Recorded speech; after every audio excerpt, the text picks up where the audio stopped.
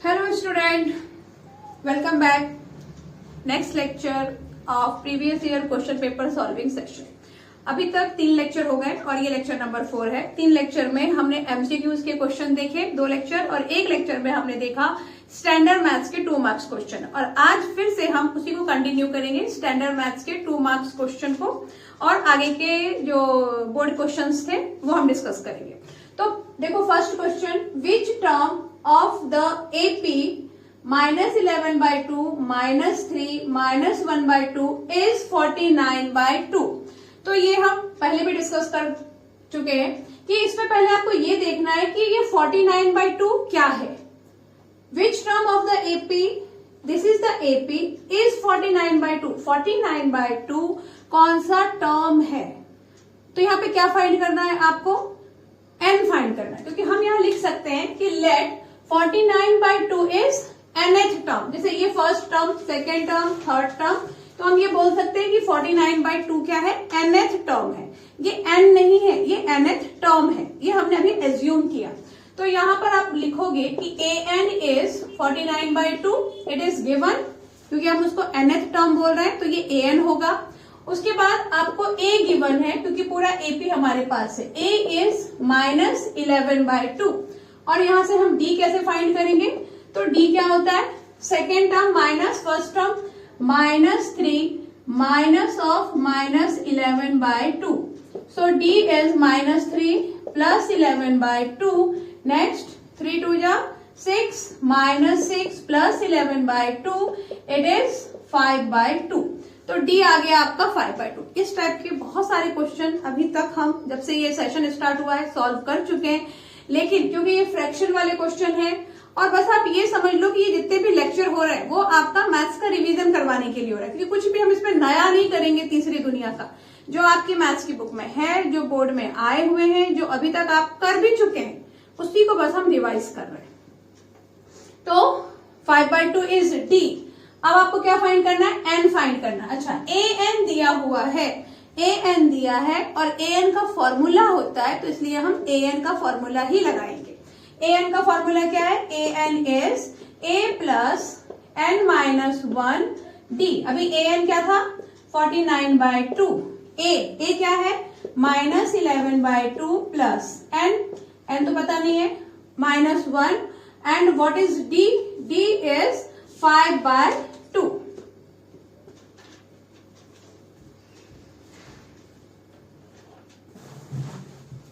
(49/2 -11/2 plus n-1 5/2। अब आगे इसको देखो कैसे सॉल्व करना है। ये 49/2 है, और अब आप क्या करेंगे? ये जो -11/2 है इसको इधर ट्रांसपोज करेंगे, क्योंकि n की वैल्यू फाइंड करना है।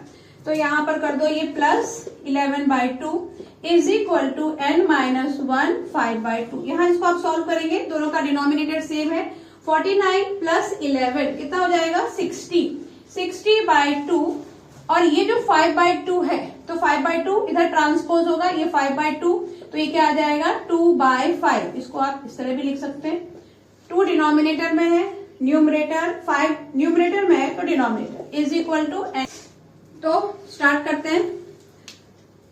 ये आ गया 60/2, और ये 5/2 इधर ट्रांसपोज होगा, तो 2/5 is equal to n-1। 2 2 cancel, ये 5 1 जा 5 और 5 2 जा 10, ये आ गया यहाँ पे आपको 12, और ये -1 इधर आके क्या हो जाएगा? +1 is equal to n। So 13 is equal to n। मतलब ये जो 49/2 था, ये कौन सा टर्म था? 13। Now the next, find a and b so that the numbers this are in AP। अब यहाँ पे देख लो, ये नंबर दे दिया a और b। यहाँ पर ये चीज आपको दे दिया है कि ये एक AP है और आपको AB फाइंड करना है।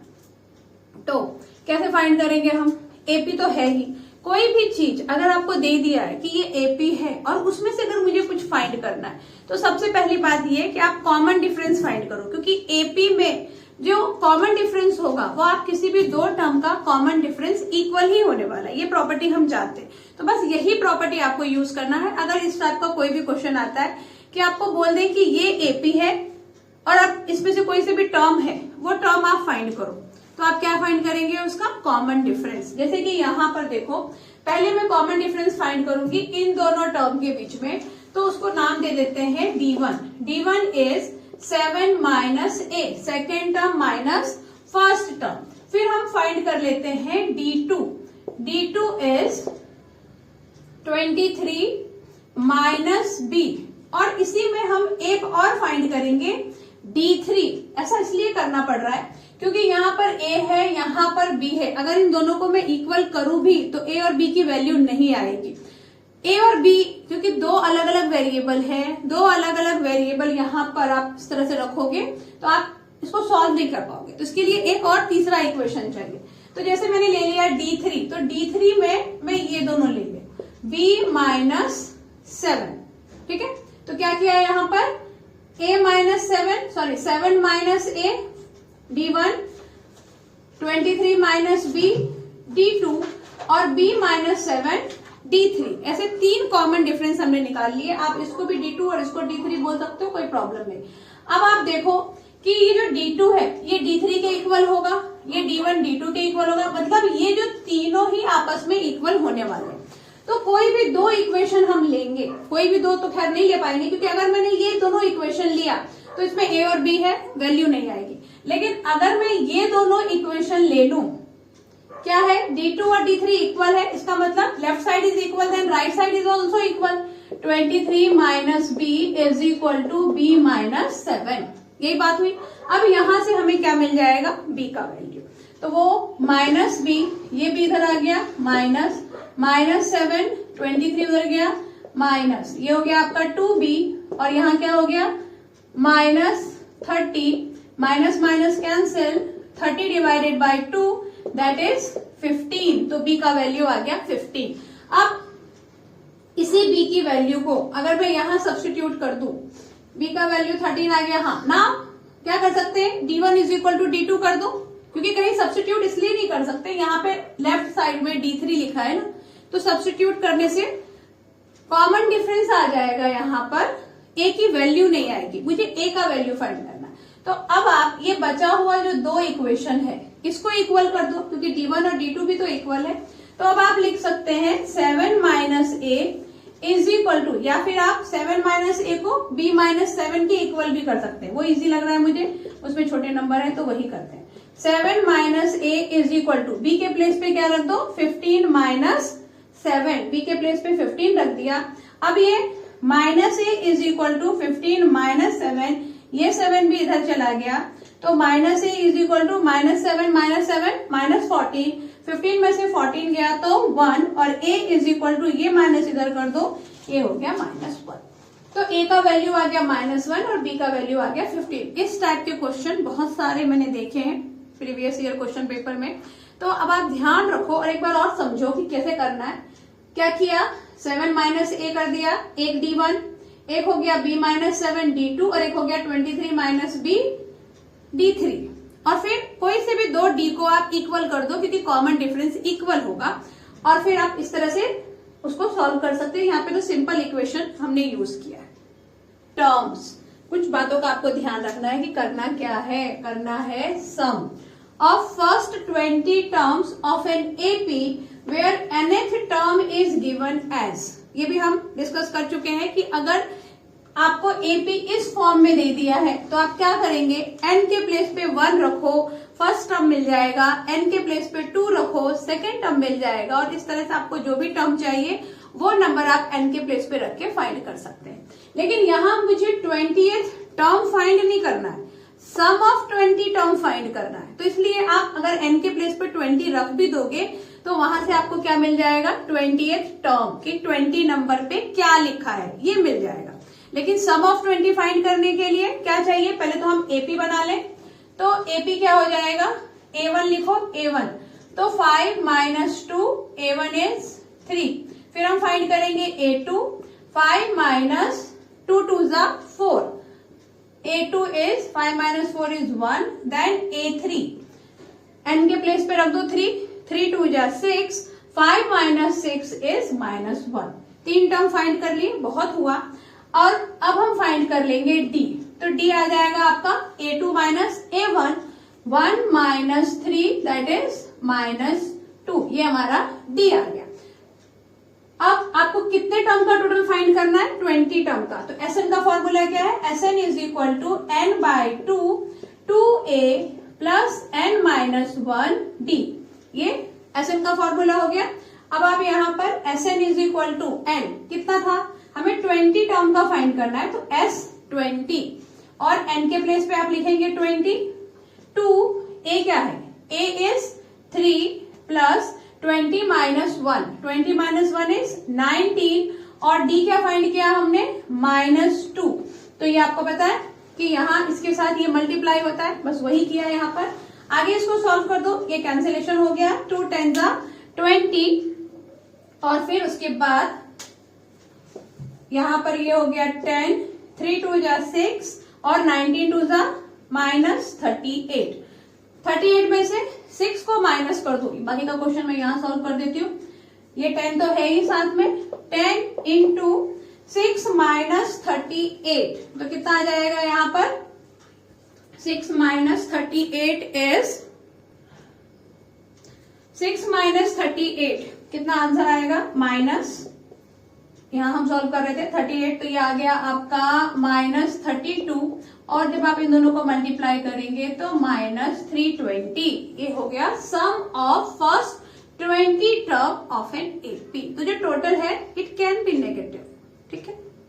X square minus 2ax plus a square minus b square is equal to 0 for x। इसको मुझे सॉल्व करना है। अच्छा, इस टाइप का एक क्वेश्चन हमने देखा था, तो उसमें आपको बता रहे थे कि find the value of m when the roots are real and equal. तो उस क्वेश्चन में हमने क्या किया था कि उसका d फाइंड कर दिया था, b square minus 4ac find कर लिया, बस उसको इज इक्वल टू 0 रख दिया। तो जो भी आपको उसमें वैल्यू फाइंड करनी है, अगर m फाइंड करना है, k फाइंड करना है, तो वो आप फाइंड कर सकते हो। लेकिन यहाँ पर आपको क्या बोल रहे हैं? सॉल्व इट फॉर x, मतलब आपको x का वैल्यू फाइंड करना है। अब अगर x का वैल्यू फाइंड करना है तो फिर मुझे इसको प्रॉपर सॉल्व करना पड़ेगा by using formula. Quadratic equation solve करने के लिए फैक्टराइजेशन मेथड है और फॉर्मूला मेथड है। अब इसमें फैक्टराइजेशन मेथड करना थोड़ा मुश्किल होगा, फॉर्मूला मेथड इज बेटर, तो हम फॉर्मूला मेथड करेंगे। फॉर्मूला मेथड के लिए पहले आप क्या फाइंड करोगे? B square minus 4ac find करोगे। d is equal to B square minus 4ac। यहाँ पर हम सिर्फ d is equal to B square minus 4ac लिखेंगे, इज इक्वल टू 0 नहीं लिखेंगे क्योंकि यहाँ दिया नहीं है कि रूट्स आर रियल और इक्वल, कुछ भी नहीं दिया है, तो सीधे आप इतना ही लिखोगे। Now substitute the value b। b क्या है यहाँ पर? -2a whole square 4। a क्या है? a इज 1 और c है ये पूरा a square minus b square. ये याद रखेंगे कि ये पूरा c है, -2a इज b और x स्क्वायर का जो कोफिशिएंट है 1 वो a है, आप x मत लिखना। नेक्स्ट -2a का होल स्क्वायर है तो 4a स्क्वायर और ये 4 1 जा 4, 4 को जब आप a स्क्वायर से मल्टीप्लाई करोगे तो 4a square minus minus plus ये क्या हो गया? 4b square. अब ये 4a स्क्वायर माइनस और ये 4a स्क्वायर प्लस, तो ये कैंसिल हो गया और आपका जो d है, d का वैल्यू क्या आ गया? b square minus 4ac। अब हम सीधे फॉर्मूला यूज कर लेंगे। फॉर्मूला क्या था हमारा? x is equal to minus b plus minus b square minus 4ac by 2a और यहाँ पर वैल्यू सब्स्टिट्यूट कर दो। माइनस b, b कितना है? -2a plus minus b square minus 4ac हमने क्या फाइंड कर लिया? 4b स्क्वायर और 4b स्क्वायर रूट के अंदर बाय 2a। तो -2a प्लस माइनस रूट के अंदर 4 है तो 4 बाहर आके क्या होगा? 2 और b स्क्वायर है, b स्क्वायर रूट से बाहर आया तो वो हो गया b बाय 2a। अब नेक्स्ट आप ये कर सकते हो, देखो कि 2 दोनों के पास है तो आप ले लो 2 को कॉमन। 2 कॉमन ले लिया, 2 कॉमन लेने से क्या होगा? -a plus minus b by 2a। ये -a plus minus b by 2a, ये 2 और ये 2 कैंसिल, तो ये -a plus minus b by a।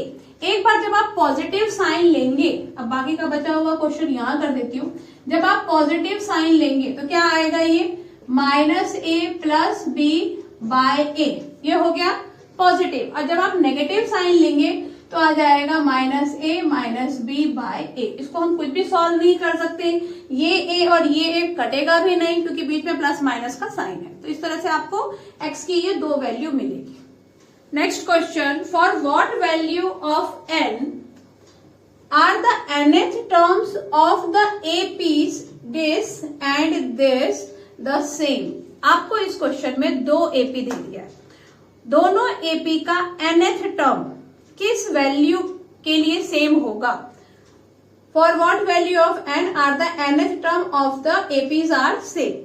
ठीक है, मतलब ये कि दोनों AP में सेम नंबर आ जाए। समझ लो कि यहाँ पर भी आपको 36 मिल रहा है और या यहाँ पे भी क्या मिल सकता है, 40 मिल सकता है, और यहाँ पे भी 40 मिल रहा है, दोनों में 40-40 मान लो कि मिल रहा है, तो वो कौन से नंबर पे आपको मिलेगा, ये हमको सॉल्व करना है। बहुत ज्यादा अगर नहीं समझ आ रहा, सिंपल सा ये समझो कि इसका an फाइंड करेंगे और इसका an फाइंड करेंगे, और दोनों का जो an है उसको हम कर देंगे इक्वल, क्योंकि वही बोल रहा है for what value of n are the nth terms of the this the same.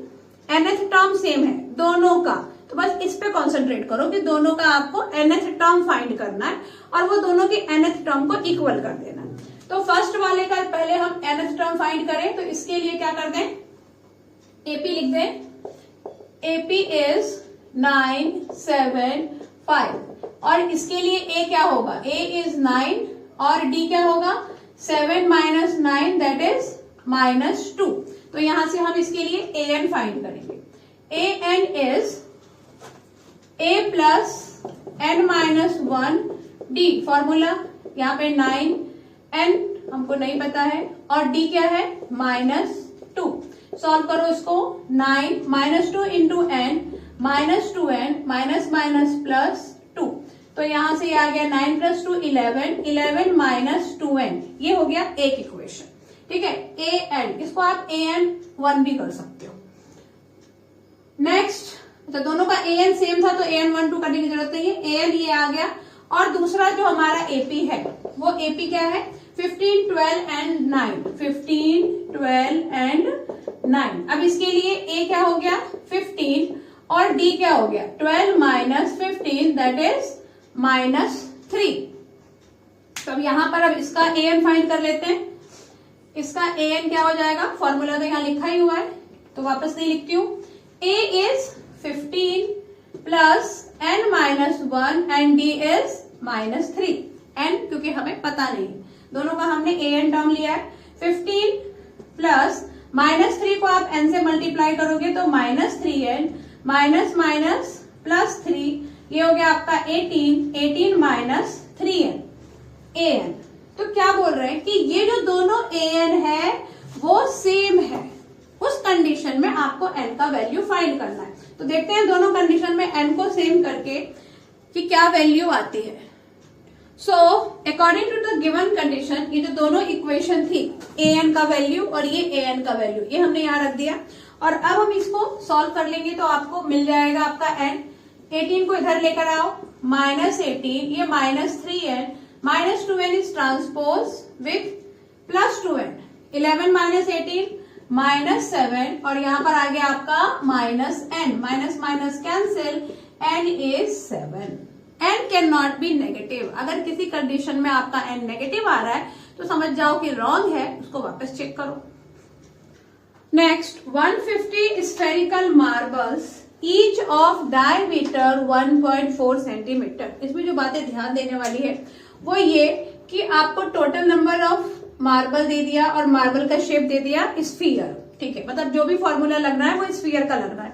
आगे डायमीटर इज 1.4 सेंटीमीटर, उसके बाद हमारे पास डायमीटर है और डायमीटर को लेने वाला कोई फॉर्मूला नहीं है, मतलब इसको रेडियस में कन्वर्ट करना पड़ेगा। आगे क्या है, are dropped in a cylindrical vessel of diameter 7 centimetre. दूसरी कहानी किसके साथ है, सिलेंडर के साथ, तो दूसरा फॉर्मूला लगना है सिलेंडर का। Again the diameter is given, तो अब इसको भी रेडियस में कन्वर्ट करना पड़ेगा। Containing some water, find the rise in the level of water. Question आप समझ ही गए होंगे, आपकी टेक्स्ट बुक का ही है, एनसीईआरटी का क्वेश्चन ही है ये। तो इसमें आप क्या करेंगे, देखो ये एक मार्बल है और उस मार्बल का डायमीटर है 1.4 सेंटीमीटर, तो पहले हम ये पता करेंगे कि वो मार्बल का वॉल्यूम कितना है, क्योंकि मार्बल का जितना वॉल्यूम होगा उसी के हिसाब से जो वाटर है, वाटर का लेवल राइज होगा। एक मार्बल का आप वॉल्यूम फाइंड करोगे और उसको मल्टीप्लाई कर दोगे 150 से, क्योंकि टोटल नंबर ऑफ मार्बल 150 है। तो जितने मार्बल हमने उस वाटर में डाले, सिलेंड्रिकल क्या था वो, सिलेंड्रिकल वेसल में हमने जितने मार्बल डाले उसी के अकॉर्डिंग वो वाटर का लेवल जो है वो राइज होगा। तो फिर हम क्या फाइंड करेंगे, वॉल्यूम ऑफ वाटर। और वॉल्यूम ऑफ वाटर में फॉर्मूला किसका लगाएंगे हम, सिलेंडर का, क्योंकि वाटर का अलग से तो कोई वॉल्यूम होगा नहीं, वो जिस वेसल में है उसके अकॉर्डिंग ही उसका शेप होना है। तो यहाँ पे मैंने दोनों फॉर्मूला लिखा है, वॉल्यूम ऑफ स्फीयर 4/3 πr³, इसका हम यूज करेंगे ये जो हमारा मार्बल था उसका वॉल्यूम फाइंड करने के लिए। And next volume of cylinder, इसका हम यूज करेंगे वो वाटर लेवल कितना हाई हुआ है ये पता करने के लिए। तो स्टार्ट करते हैं, ये दोनों फॉर्मूला यहाँ लिख दिया है। पहले आप क्या करोगे, स्फीयर का जो डायमीटर गिवन है उसका रेडियस बनाओगे। तो आप लिखेंगे हम यहाँ पर, एक ये काम भी हो सकता है कि आप यहाँ पे लिख दो for sphere, for spherical marble. तो ये जितनी भी हम कहानी यहाँ कर रहे हैं वो मार्बल के लिए कर रहे हैं, तो आपको कंफ्यूजन नहीं होना चाहिए। For spherical marble diameter is given 1.4 centimetre, so radius is 1.4/2, that is 0.7 centimetre. जब आप यहाँ पे फॉर स्फेरिकल मार्बल लिख देंगे तो बार बार आपको diameter of spherical marble, radius of spherical marble ये लिखने की जरूरत नहीं है, आप सीधे डी और आर लिख दो। तो इसका आर आ गया 0.7 सेंटीमीटर, और यहीं पर आप इसका कर लो volume find. Volume is equal to क्या हो जाएगा, वॉल्यूम ऑफ 1 मार्बल है ये, ठीक है। Volume of 1 marble formula is 4/3, पाई क्या लेना है 22/7, और r³ हो गया 0.7, 0.7 एंड 1 मोर 0.7, क्योंकि 3 बार है। कैंसिलेशन देख लो आप, क्या करेंगे कैंसिलेशन, तो ये 7 और यहाँ पे ये 0.1 आ गया और ये बाकी सब बच गए। ये सारे नंबर को आप करोगे मल्टीप्लाई और 3 से करोगे इसको डिवाइड, तो यहाँ पर आएगा एक आंसर। तो स्टार्ट करो इसको सॉल्व करना और चेक करो कि आंसर क्या आता है। सबका आंसर ये आया 1.44। जब आप इसको सॉल्व करेंगे तो 1.44 आएगा। इसको आप मल्टीप्लाई करेंगे 150 से तो आपको मिलेगा 216। जो ये 216 है, ये है 216 क्यूबिक सेंटीमीटर। किसका volume, volume of 150 spherical marble. यानी इतने मार्बल हमने उस वेसल में डाले जिसका शेप क्या था, सिलेंडर। तो ये स्फीयर का काम हो गया खत्म, और अब हम शुरू करेंगे सिलेंडर का काम। तो यहाँ पे हम लिखेंगे फॉर सिलेंड्रिकल, यहाँ पे लिखा हुआ था ना cylindrical vessel, for cylindrical vessel. तो सिलेंड्रिकल वेसल के लिए वापस आप क्या करेंगे, diameter is given, diameter is 7 centimetre, और फिर आप यहीं से इसका रेडियस फाइंड कर लेंगे 3.5 सेंटीमीटर। और उसके बाद जो हमारा वॉल्यूम ऑफ सिलेंडर है उसमें हम फॉर्मूले में इसको सब्स्टिट्यूट करेंगे और देखते हैं कि कैसे सॉल्व करना है। तो यहाँ पे मैंने लिख दिया है कि volume of increased level of water is equal to volume of 150 marbles.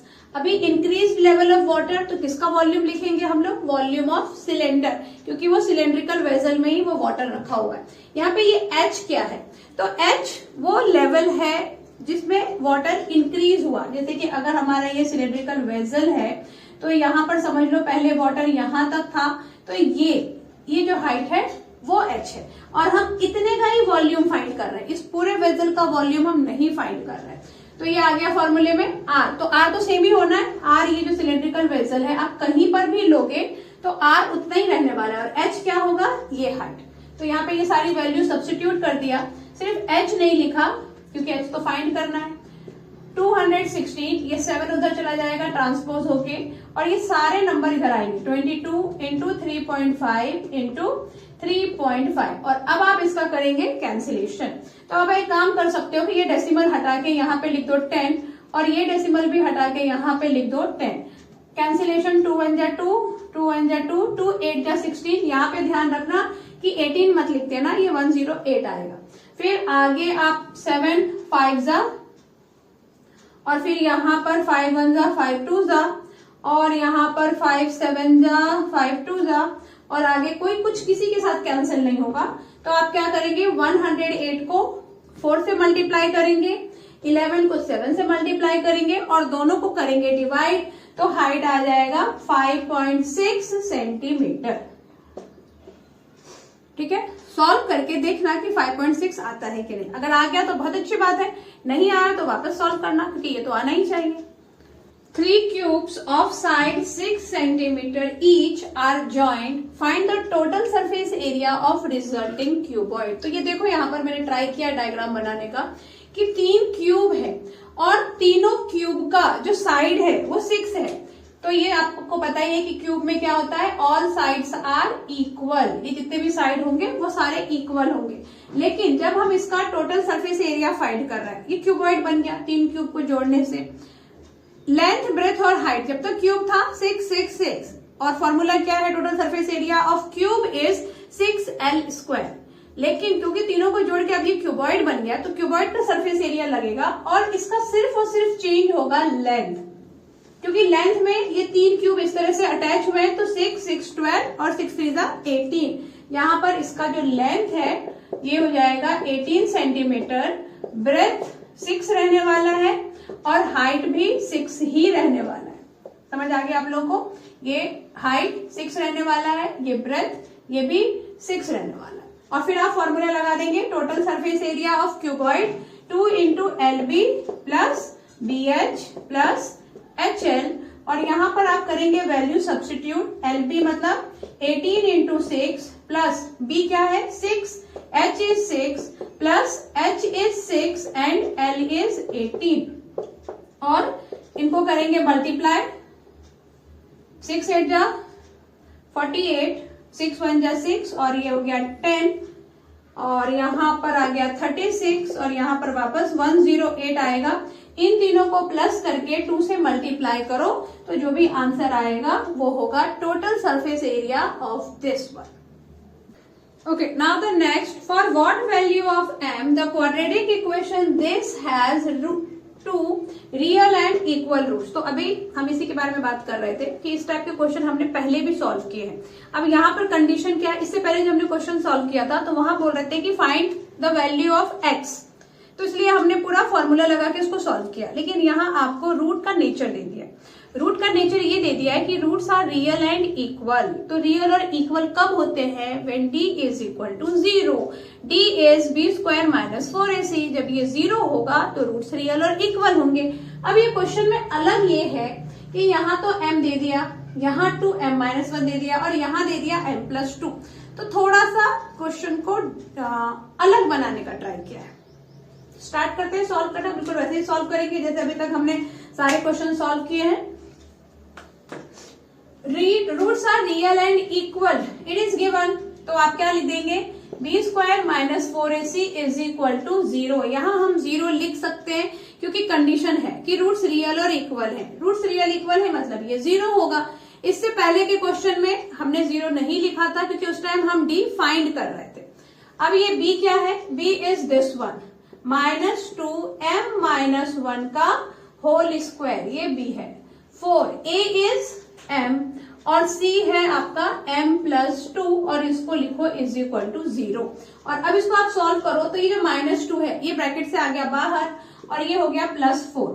यहाँ m माइनस 1 का होल स्क्वायर, ये पूरा स्क्वायर में था, 2 बाहर आ गया, माइनस 4m को m से मल्टीप्लाई करो, 4m square plus minus minus 4 2 जा 8m इज इक्वल टू 0।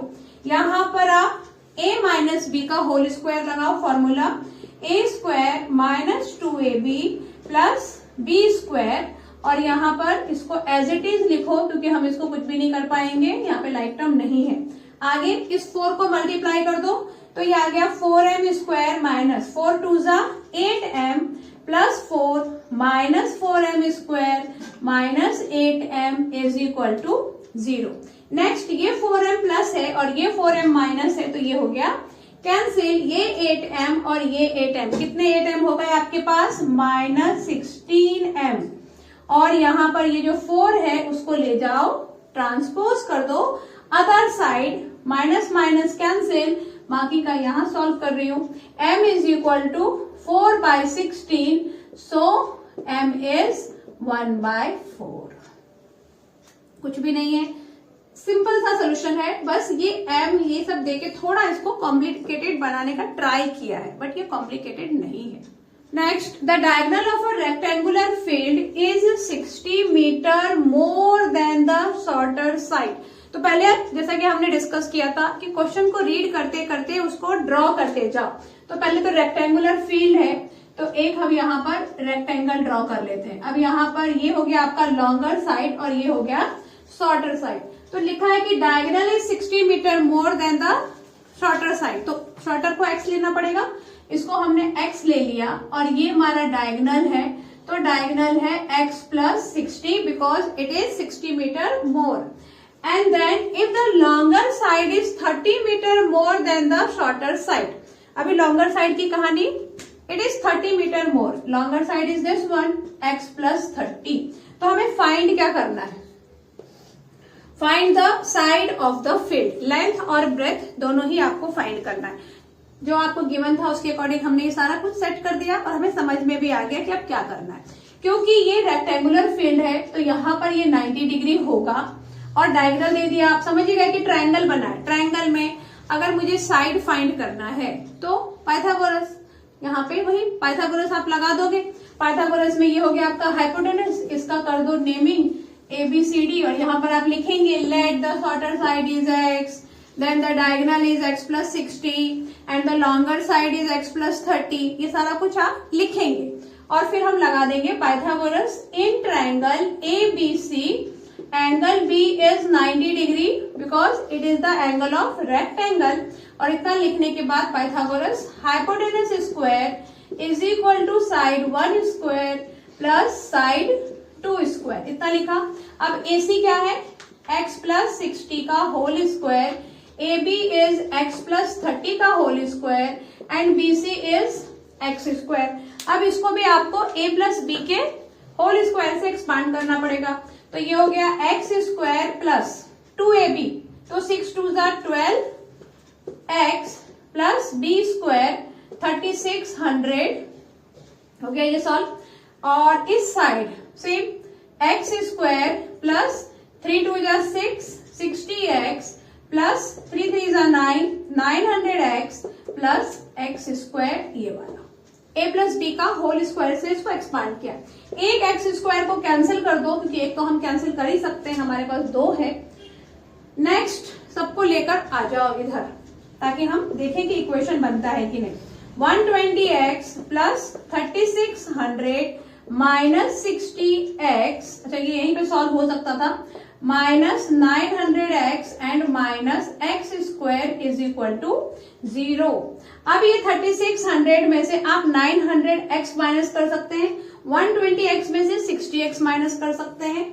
तो 120 में से 60 किया तो क्या आ जाएगा? 60x, और ये 3600 में से 900 माइनस करोगे तो प्लस 2700 और ये आ गया minus x square is equal to 0। यहाँ पे ये सब कुछ ठीक है। अब क्योंकि ये जो अपना क्वाड्रेटिक इक्वेशन का x स्क्वायर है ये नेगेटिव है, वो अच्छा नहीं लग रहा है, माइनस से मल्टीप्लाई कर दो तो ये x square minus 60x minus 2700 is equal to 0। और अब हम इसको कर देंगे फैक्टराइज। तो देखते हैं कि फैक्टराइज कैसे करना है।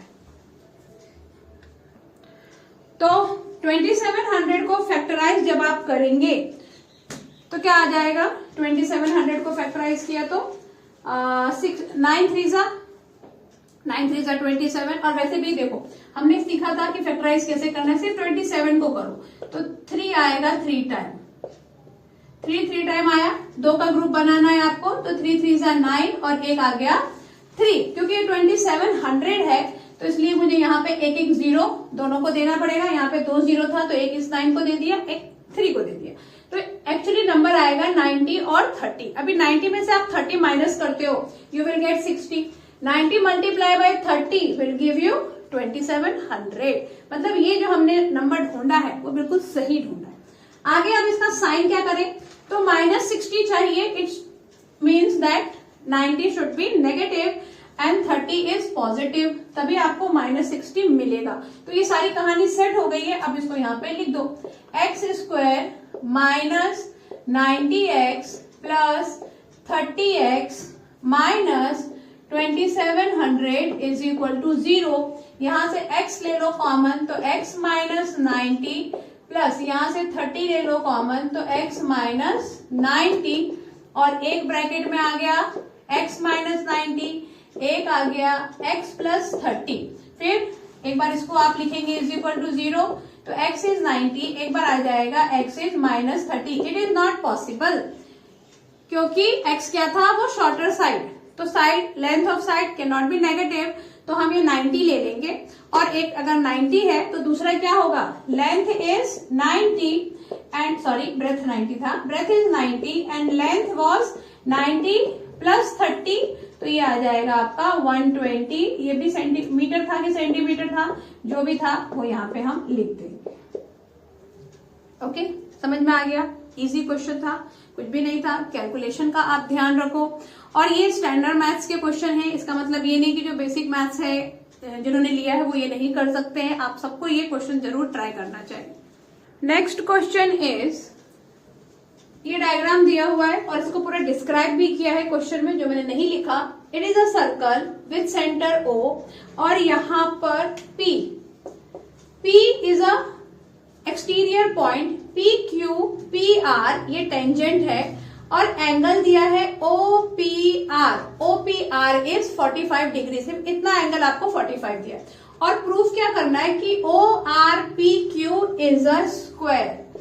अब स्क्वायर होने के लिए the sides, all side should be equal, लेकिन यहां पर हम all side should be equal ये वाला कॉन्सेप्ट उतना ज्यादा यूज नहीं करेंगे। यहाँ इजीली आप इसको कर सकते हैं क्योंकि ये सिर्फ 2 मार्क्स क्वेश्चन है। तो हम यहाँ पर इन्होंने देखो ये 45 डिग्री का आपको एंगल दे दिया है, तो स्क्वायर में क्या होते हैं, ऑल एंगल्स आर 90 डिग्री, तो वो वाला कॉन्सेप्ट लेके भी हम यहाँ पे चलेंगे।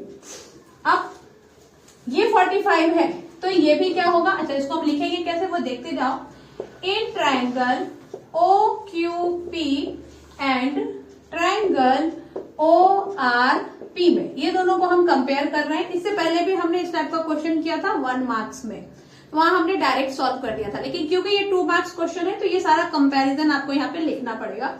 OPQ एंड ORQ में क्या होगा,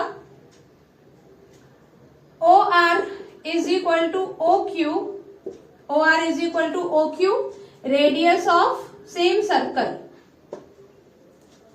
radius of same circle, and then हम लिख देंगे OP is equal to OP, it is the common side.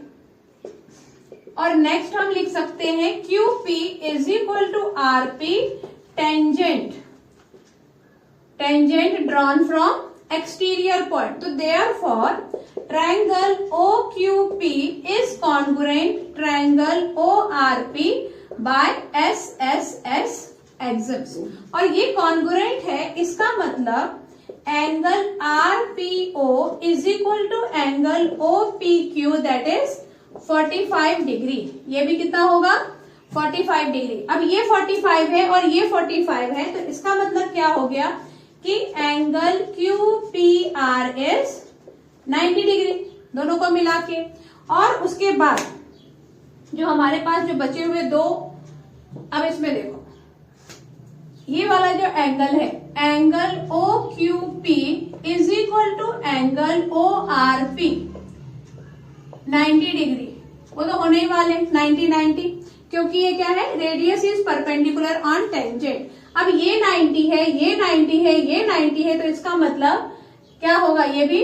Therefore angle QOR is also 90 degree. और रीजन हम क्या लिखेंगे, angle sum property, angle sum property of quadrilateral, क्या है कि all angles should be, sum of all angles are 360। अब 3 already 90 हो गए, तो चौथा भी 90 ही होगा। ये 90 आ गया, तो फिर इसी बेस पे, क्योंकि ऑल एंगल्स आर 90 डिग्री, हम लिख देंगे it is a square, hence proved. इसमें और ज्यादा आपको करने की जरूरत नहीं है। Now the next, find the sum of first 20 terms of an AP in which d is 5 and A20 is 135। ऐसा ही एक क्वेश्चन अभी हमने किया था जिसमें हमने सम ऑफ 20 टर्म ही फाइंड किया था, लेकिन वहां पर आपको क्या दे दिया था, एन के फॉर्म में एक इक्वेशन, कुछ शायद ऐसा कुछ था। अगर सिर्फ एन दे दिया और मुझे 20 टर्म्स का टोटल फाइंड करने बोला, तो हमने क्या किया था, एन के प्लेस पे 1 रख के पूरा एपी रेडी कर लिया था।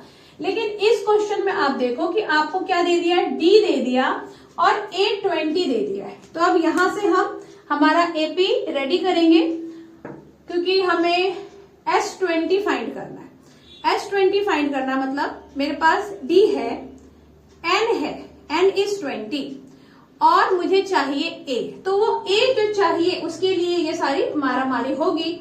A20 is 135, it is given, जो गिवन है वहीं से शुरू करते हैं। यहाँ पे आप लिख लो A20 इज 135, तो A20 का मतलब क्या हो जाएगा, A प्लस 19D इज 135। अब D तो आपको दे ही रखा है कि D इज 5, तो यहाँ 19 को किससे मल्टीप्लाई कर दोगे, 5 से। तो कर दो मल्टीप्लाई इसको, 9 5 जा 45, 5 1 जा 5 plus 4 is 9 is equal to 135। A is 135 minus 95, 5 minus 5 is 0, 13 minus 9 is 10, 11, 12, 13, 40 आ गया। A आ गया हमारा 4040। अब A और D दोनों मिल गए, तो हम क्या फाइंड कर सकते हैं, S20। तो S20 यहाँ पे फॉर्मूला लिख देती हूँ, S20 इज इक्वल टू क्या हो जाएगा, n/2 2A plus n minus 1D, और यहाँ पर n इज 20/2, ये क्या हो गया, 2 इंटू 40 प्लस 19 और 19 इंटू डी दैट इज 5। तो क्या करेंगे आप, 40 को करेंगे 2 से मल्टीप्लाई, सॉल्व करते हैं यहाँ पर आगे। तो ये हो गया 10, 2 10 जा 20 और 40 इंटू 2 इज 80 प्लस 19 5 जा 9 5 जा 45, 5 1 जा 5, अभी हमने इसको किया था, 19 5 जा यहाँ पर 95, तो वही लिख दो यहाँ पे, दोनों में सेम ही आने वाला, अलग अलग थोड़ी आएगा। 10, अभी 80 और ये 95 कितना हो गया, 8 8 16 और 17 175, और जब आप इसको 10 से मल्टीप्लाई करेंगे तो बाद में एक 0 भी आएगा। तो इस टाइप से एपी के वैरायटी ऑफ क्वेश्चन हमने सॉल्व किए और बाकी क्वेश्चन भी सॉल्व किए। तो 2 मार्क्स के लिए इसी टाइप के क्वेश्चंस की आपको प्रैक्टिस करनी है और पेपर में बहुत अच्छे से लिखना है। इसके बाद जो हम डिस्कस करेंगे वो 3 मार्क्स के क्वेश्चन होंगे। तो आज के इस सेशन में बस इतना ही। Thanks for watching.